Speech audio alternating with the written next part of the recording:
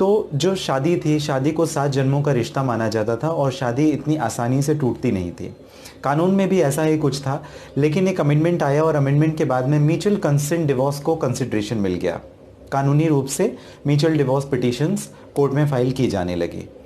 अब इसके बाद में लगातार हमारे समाज में बदलाव हो रहा था और इस बदलाव के चलते आज जो डिवोर्स के रेट्स हैं वो लगातार बढ़ते जा रहे हैं। डिवोर्स के जो केसेस हैं कोर्ट में लगातार बढ़ते जा रहे हैं। जो परिवार का टूटना है उसके पीछे अगर हम लोग 10 एसेंशियल सबसे इम्पॉर्टेंट और ज़्यादातर रीजंस को अगर देखें तो पहला मेरे हिसाब से जो कारण है वो है एक्स्ट्रा मैरिटल अफेयर।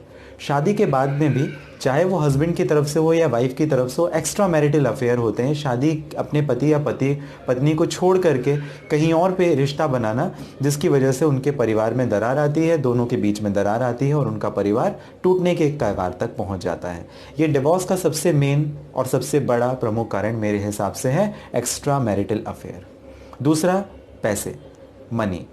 इसका मतलब यह है कि आज इतनी कॉम्प्लेक्स सोसाइटी हो गई और एक घर चलाने के लिए लगातार पैसों की बढ़ती हुई डिमांड, जिसकी वजह से घर में लड़ाई झगड़े या किसी और स्तर तक बात पहुंच जाती है और पैसा भी एक हद तक, अगर एक्सपेक्टेशन फुलफिल नहीं हो पाती है तो पैसा भी एक हद तक तलाक का कारण होता है।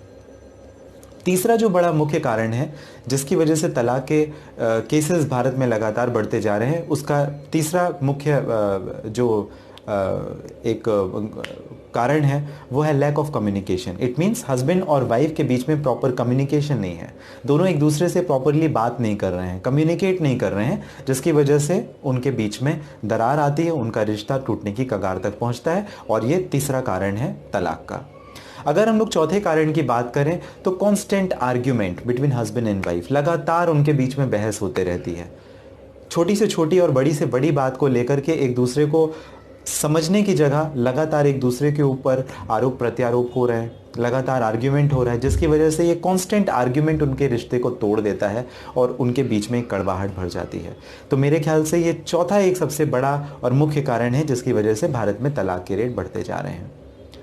पांचवें अगर कारण की हम लोग बात करें तो यह है अनरियलिस्टिक एक्सपेक्टेशन। बहुत ज़्यादा एक्सपेक्टेशन हो गई हैं एक दूसरे से, और जब वो एक्सपेक्टेशन एक दूसरे की फुलफिल नहीं कर पाते हैं हस्बैंड या वाइफ, दो में से एक कोई, तो जिसकी वजह से तलाक के नौबत आ जाती है।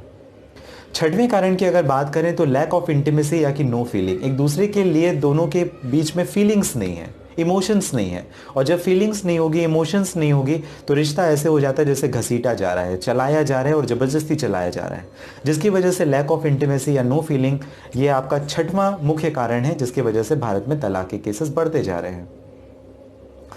सातवें अगर कारण की हम लोग बात करें तो lack of equality. It means आप दूसरे को बराबरी का दर्जा नहीं देना चाहते हो, चाहे वो वाइफ की तरफ से हो या हस्बैंड की तरफ से हो।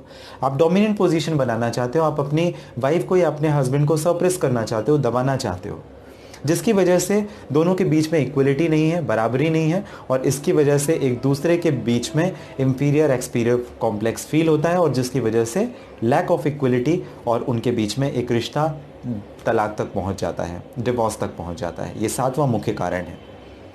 अगर आठवें हम लोग कारण की बात करें तो आठवां कारण, एक दूसरे से शादी करने का मन तो शुरुआत में नहीं होता, लेकिन घर या फैमिली प्रेशर या सोसाइटी की वजह या किसी और कारण की वजह से शादी कर लेते हैं।